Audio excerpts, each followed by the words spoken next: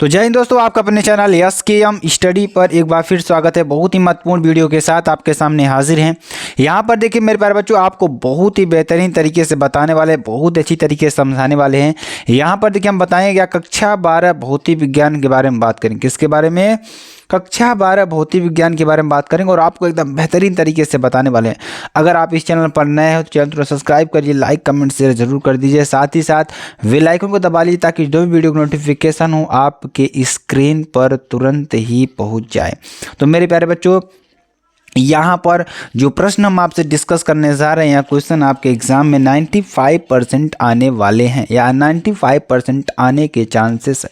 तो मेरे प्यारे बच्चों, इसकी पीडीएफ अगर हम बात करें पीडीएफ की, तो पीडीएफ आपको मिल जाएगी एसकेएम स्टडी का जो ऑफिशियल क्या है टेलीग्राम चैनल है। क्या है? टेलीग्राम चैनल है, वहाँ पर आपको मिल जाएगी। अगर हम यहाँ पर यूपी बोर्ड से रिलेटेड, ठीक है, यूपी बोर्ड से रिलेटेड जितनी भी आपको जानकारी होगी मेरे प्यारे बच्चों, वो जानकारी अगर आपको लेना है तो एसकेएम स्टडी, क्या SKMstudy.com करके आपकी वेबसाइट है, जहां से जाकर के आपको जुड़ जाना है। ठीक है, क्वेश्चन देखिए क्या है, निम्नलिखित में से कौन सी धारिता का मात्रक है, यानी ध्यान दीजिएगा, निम्नलिखित में से धारिता का मात्रक कौन सा है, ऐसा कौन सा है जो धारिता का मात्रक है मेरे प्यारे बच्चों। तो चार ऑप्शन आपको मिलेगा, कूलाम, एम्पियर, वोल्ट या कूलाम प्रति वोल्ट। तो देखिए आप सभी को आंसर देना है मेरे प्यारे बच्चों, आप सभी को भी आंसर इसमें देना है कि धारिता का मात्रक कौन सा है। तो मेरे प्यारे बच्चों आप सभी को आंसर देना है, कमेंट बॉक्स में आंसर को छाप दीजिए। चार ऑप्शन, कूलाम, एम्पियर, वोल्ट या कूलाम प्रति वोल्ट। तो आंसर क्या हो जाएगा मेरे प्यारे बच्चों? अगर हम धारिता की बात करें, धारिता का जो मात्रक है, ठीक है, ध्यान दीजिएगा, Q बराबर क्या होता है CV, ठीक है, C बराबर क्या हो जाएगा Q/V।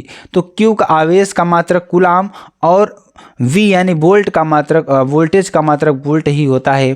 तो आंसर क्या हो जाएगा? अगर आपको देख रहे हैं तो कूलाम प्रति वोल्ट। ठीक है, तो इस तरीके से आपको इसको निकाल लेना है। चलिए अगला क्वेश्चन देखिए क्या हो जाएगा मेरे प्यारे बच्चों।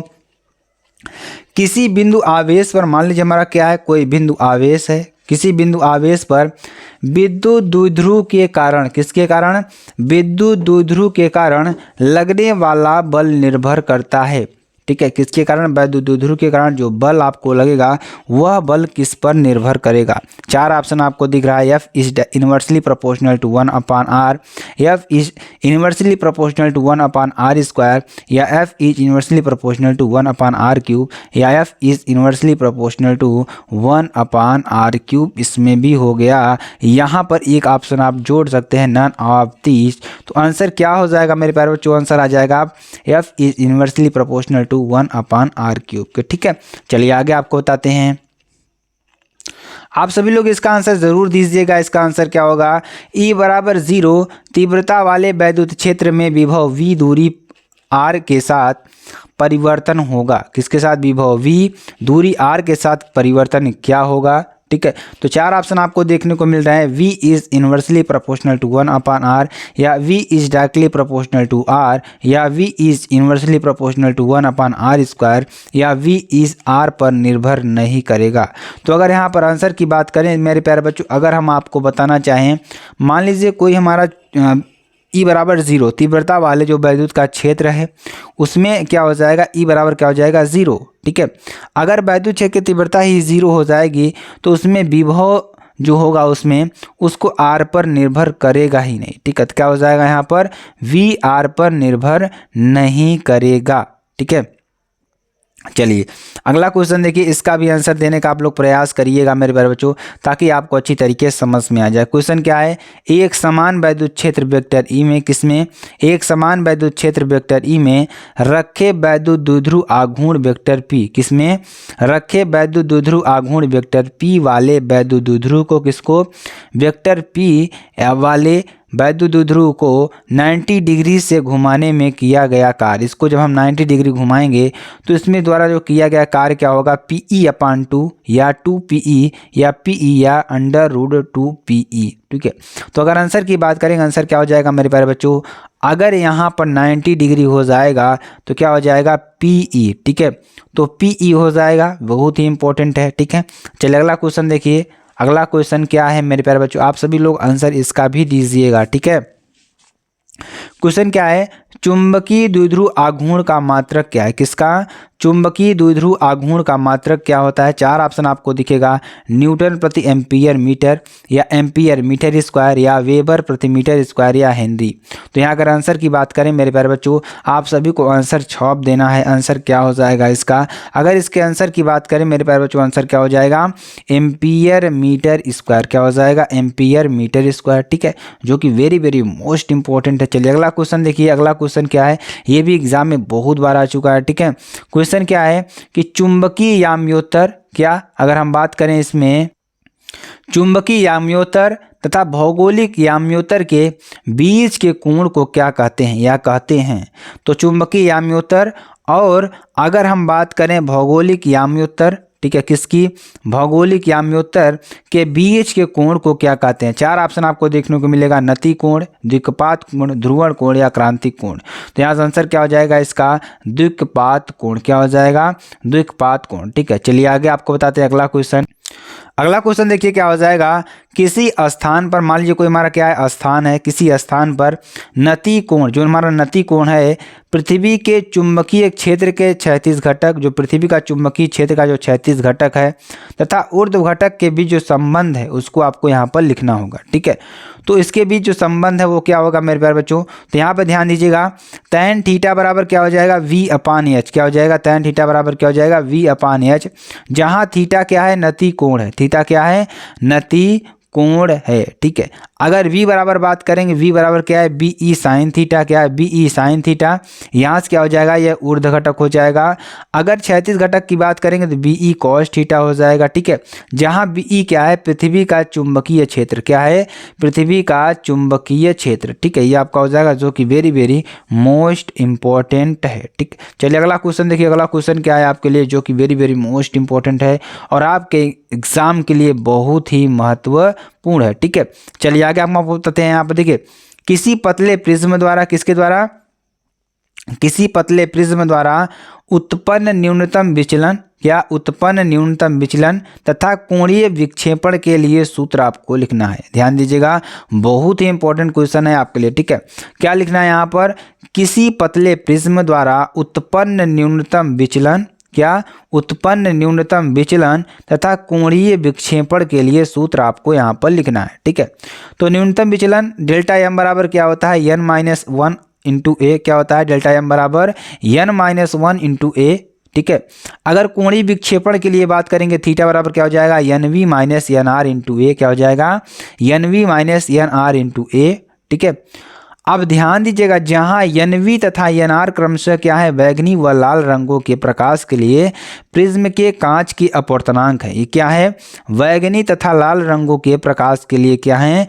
प्रिज्म के कांच की अपवर्तनांक है तथा ए प्रिज्म का क्या है? कोण है। ए प्रिज्म का क्या है? कोण है, ठीक है, जो कि वेरी वेरी मोस्ट इंपॉर्टेंट है आपके लिए। चलिए अगला क्वेश्चन देखिए। अगला क्वेश्चन क्या हो जाएगा? कार्यफलन की परिभाषा लिखिए। किसकी? यहाँ पर आपको लिखना है कार्यफलन की परिभाषा आपको लिखना है, ठीक है। तो कार्यफलन की परिभाषा क्या होगी मेरे प्यारे बच्चों, जो कि आपके लिए बहुत ही इंपॉर्टेंट है, ठीक है। तो क्या हो जाएगा? वह न्यूनतम प्रकाश, क्या? वह न्यूनतम प्रकाश ऊर्जा, ठीक है, वह न्यूनतम प्रकाश ऊर्जा जो किसी धातु पृष्ठ से, किससे? किसी धातु पृष्ठ से इलेक्ट्रॉन उत्सर्जित करने के लिए आवश्यक होती है। ध्यान दीजिएगा, बहुत ही इंपॉर्टेंट क्वेश्चन है। तो कार्यफलन की परिभाषा मेरे प्यारे बच्चों बहुत बार एग्जाम में पूछता है, इतना ज़्यादा इंपॉर्टेंट क्वेश्चन है, बहुत ही ज़्यादा इंपॉर्टेंट क्वेश्चन है, ठीक है। तो क्या हो जाएगा? देखिए, वह न्यूनतम प्रकाश ऊर्जा क्या हो जाएगा यहाँ पर? वह न्यूनतम प्रकाश ऊर्जा जो किसी धातु पृष्ठ से, कोई हमारा क्या है? धातु का पृष्ठ है, तो धातु पृष्ठ से इलेक्ट्रॉन उत्सर्जित करने के लिए, क्या करने के लिए? इलेक्ट्रॉन उत्सर्जित करने के लिए आवश्यक होती है। यानी वह न्यूनतम प्रकाश ऊर्जा जो किसी धातु के पृष्ठ से इलेक्ट्रॉन उत्सर्जित करने के लिए आवश्यक होती है, उस धातु का प्रकाश वैद्युत कार्यफलन कहलाता है। क्या कहलाता है? वैद्युत कार्यफलन कहलाता है। सामान्यतः इसको W से व्यक्त करते हैं। किससे? W से व्यक्त करते हैं। तो W बराबर क्या हो जाएगा? h/0 अथवा W बराबर hc/λ0। क्या हो जाएगा? hc/λ0, ठीक है। चलिए आगे आपको बताते हैं। अगला क्वेश्चन देखिए मेरे प्यारे बच्चों। अगला क्वेश्चन क्या है? नाभिकीय संलयन से क्या तात्पर्य है? तो नाभिकीय संलयन से क्या तात्पर्य होता है, चलिए इसके बारे में चर्चा करते हैं मेरे प्यारे बच्चों और आपको अच्छी तरीके से समझाने का प्रयास करते हैं। ठीक है, तो नाभिकीय संलयन से क्या तात्पर्य है। ठीक है, तो नाभिकीय संलयन क्या होता है इसके बारे में पूरी जानकारी यहाँ पर लेंगे।